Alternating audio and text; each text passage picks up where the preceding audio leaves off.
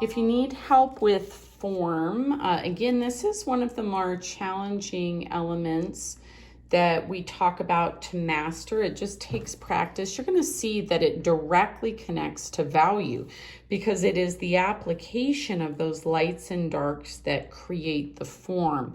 And so here you're going from a two-dimensional shape, a simple circle, a square, a triangle, and a rectangle, and you're trying to turn it into a 3D form. A sphere, a cube, a cone, and a cylinder. Those are labeled in the word bank, and then you can write them correctly on the line as well. So you're going to first turn these into 3D shapes. The circle is just accomplished only through the shading. These, I'm going to go ahead and do those 3 slanted lines all going the same direction. Then I've got a vertical and a vertical there as well. The cone, I don't really need to do anything to. In the cylinder, they've actually already drawn the ellipse, 2 verticals, and then notice the rounded base. So for these, it's really important to notice what direction the light is coming from. And the way I can tell is where the highlights are from. So I know that there is sun or a light source aiming right here where this highlight is. Where the sun hits is lighter in color. And then on the opposite side, where the sun isn't getting to, is where I've got my darker values or shades. Again, I'm seeing the same thing on this, onto the cone, and then also onto the cylinder. So your goal is to see if you can go, now that you've practiced value on your other sheet, from dark to medium to light in a smooth way. So I do like to start with the dark first. I'm pushing on my pencil, adding that pressure to get the dark. And then I'm going to start to have less pressure to get a medium value. So you can notice it's kind of starting to switch to a lighter gray. I'm really trying to avoid stripes because I want it to be smooth. And then eventually, I'm really not putting very much pressure at all on my pencil, and I'm fading to the white. You can use like a finger or a little Q-tip or a piece of tissue if you want to help smooth that. Sometimes I'm noticing there's a little bit of a stripiness there, so I'm going to go back and see if I can get that even smoother from dark to light.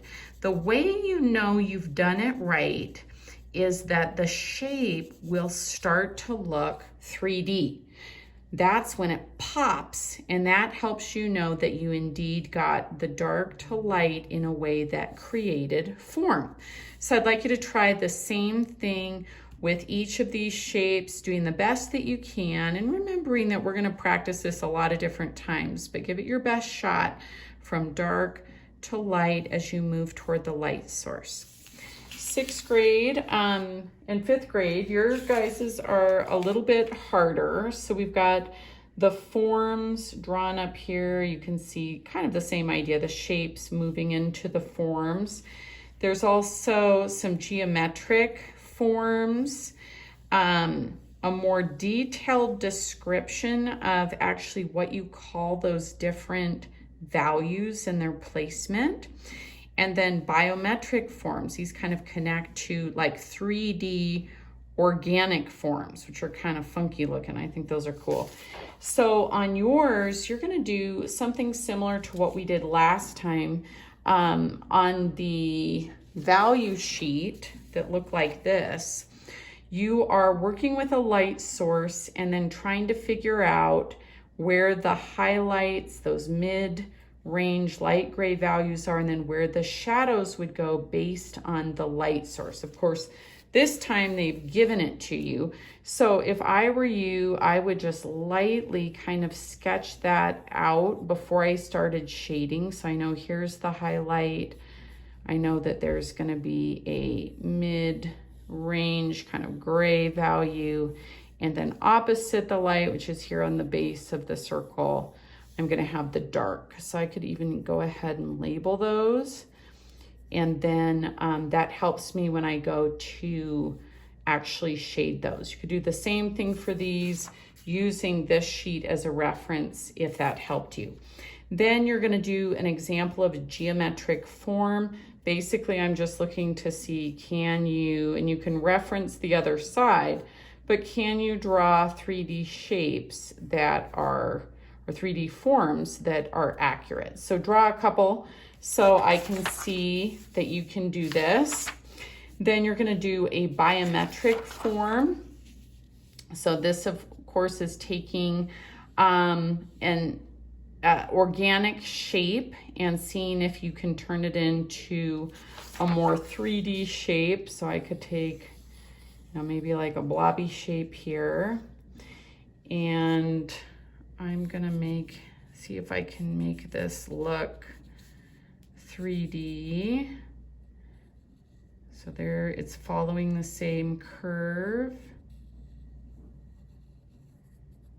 Then like that. So I got my little 3D organic shape. And then same thing here, going from the shape to the form. So triangle either to a cylinder or pyramid, square into a cube, rectangle into the rectangular prism, and then circle into the sphere.